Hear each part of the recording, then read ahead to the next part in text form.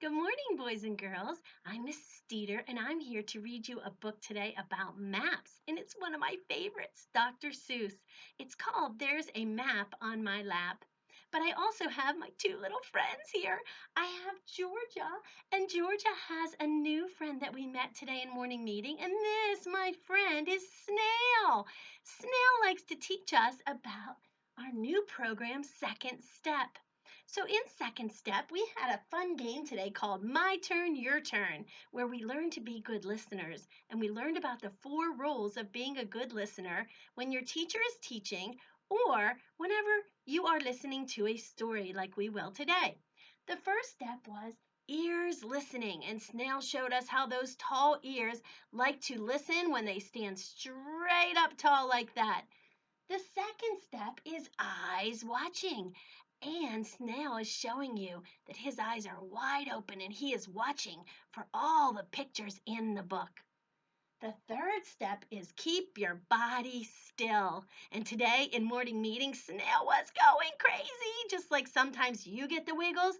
But when we're listening, we sit with our body very, very still. The very last one is to keep your voice quiet. Whenever you are listening to a story, if there's something really, really important that you need to whisper to a friend, it's okay, but keep your voice quiet and try really, really hard not to interrupt when the teacher is teaching. Thank you, Snail. Are you ready to hear the book? Are you excited? Now you can jump up and down. Okay, awesome, Snail. I'm going to put you right here on my desk, and you can listen to the story as I read it to my boys and girls. Make sure you're sitting up tall and listening. Okay, boys and girls, I'm going to move in a little bit closer so that you can really see the pictures in my storybook.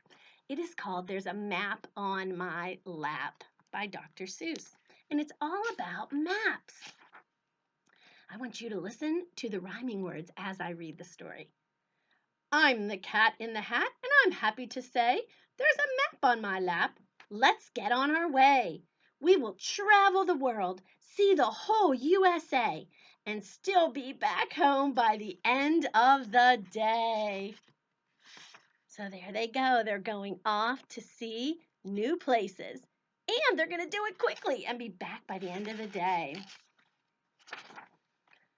Maps are drawings that help to find out where you are and get where you're going, no matter how far.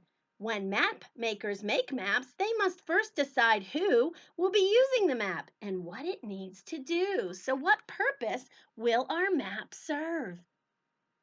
And interestingly, this box down here says a cartographer is just a more formal name for a map maker. Both of their jobs are the same. So that's a big word, cartographer. The map of the earth that we use most of all is a globe. Like the earth, it is round as a ball. And here is your illustration of a globe. You can see that the blue is the ocean, and these purple drawings are the continents. Peel the skin off an orange and lay it out flat. A flat map of the earth would look something like that. So if you peeled an orange and laid it out, that would be how we make a map. That would be a fun thing to try at home, wouldn't it? Now, if maps were the size of the places they show, map makers would run out of paper. And so, a chart called a scale makes maps easy to use, shrinking miles into inches on each map that you choose. So, if we tried to make a map of the entire world, it would be so big that we couldn't even read it. So, we scale it down. We make it smaller so that we can see everything and understand the map. You can make a map of far places you roam or a map called a plan of your very own home. We'll be doing that. I'm so excited. I love maps. So you'll be doing a map of your home and your bedroom, just like they did here. I can't wait to see what your bedroom looks like. There are four main directions. All maps have got them. North is on top, south down at the bottom. If you look to the right, that's where east will be. Look to the west, and it's west that you will see. This is called a compass rose, and it shows us north, south, east, and west. And east and west, if you look at the first letters of that word, it spells we. W for west and E for east. To remember all four, here's one easy way, and I love this way. Never eat soggy worms. North, east, south, west. Never eat soggy worms. I have a song for never eat soggy worms, and I'm going to teach it to you in one of our later lessons. Sometimes maps use pictures to show where things are. A capital city is marked with a star, so a really important city, the most important in the state, is marked with a star. A tent shows a campsite. Some of you like to go camping. And tracks show where a train is. To get to the airport, just find where a plane is. So there's a lot of little marks on a map. You can see the campsites, you can see the plane. We can put all kind of symbols on our map to show where things are. Some maps use colors to tell you a lot. I used blue where it's cold and red where it's hot. So we can see that it's cold here and it's warm down here. I made deserts light brown and jungles bright green. Can you see where the desert is and the jungle?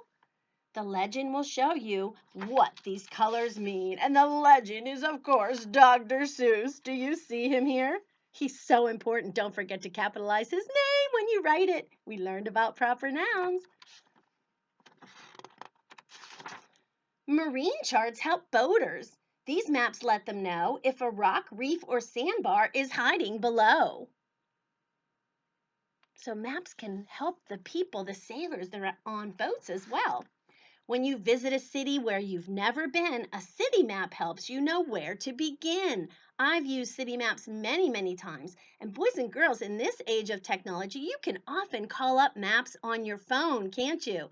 Or on a GPS. You are very lucky. I wasn't able to do that when I was a little girl. We had to use paper maps. Here is a map we both carry around. It shows where the subway runs under the ground. Some big cities have subways, and maps help people get from place to place. Topographical. What? That doesn't sound right. Topographical. Look at that big word. You will be learning how to decode multisyllabic words in first grade. I bet you know lots of parts of that word. Top is a CVC pattern. Topographical. We'll be able to do that in no time. Topographical maps are the kind hikers like. They use them to choose which direction to hike. Boy, maps serve a lot of purposes, don't they? They show where the land rises hilly and steep or goes down into valleys, all rocky and deep. It's a big world we live in. Here's one way to hold it. Pick up a map and simply unfold it. Maps are usually folded up nice and neat because they are big when we open them. Dot maps, don't forget we had dot day, like this one are covered with dots. Some have a few dots, but others have lots. So sometimes you see dots on a map to show you different things and give you information. Each dot stands for something. On this map you will see, each dot stands for one frizzle-frazzled frizzy. Dr. Seuss sure likes to make up silly words, doesn't he? That is a nonsense word, isn't it, boys and girls? Frizzle, frazzle, frizzy.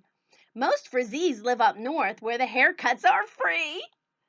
Oh, how silly. See, this is north. We said up, and that's where most of the frizzies live because they get free haircuts. Dr. Seuss is so silly, he makes me laugh. When you look at a map, it's important to see there is more than one way from point A to point B. Firefighters use maps when they get to fight a fire. The short way would take them down Voogle to Vire. What words do you think are nonsense words there? Voogle and Vire. But traffic on Vire can be a disaster, so they choose a long way that's also much faster. So boys and girls, just like the GPS shows your parents if they're trying to get somewhere and there's an accident or construction, it might take longer.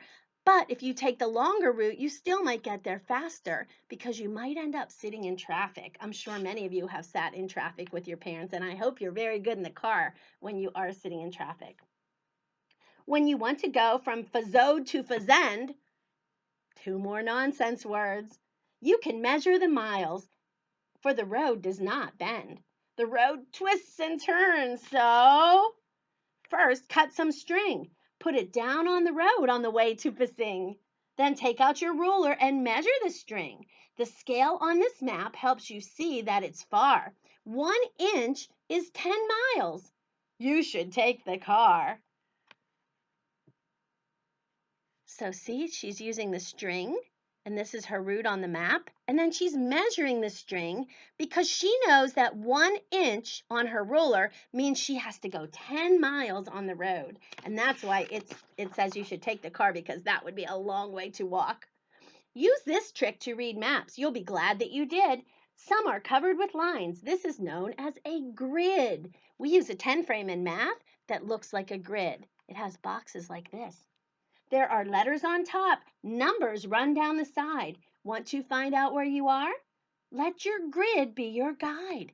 So if I said I lived at B3, I would come across the top and find B and go down to number 3, and it would show me that I lived right there.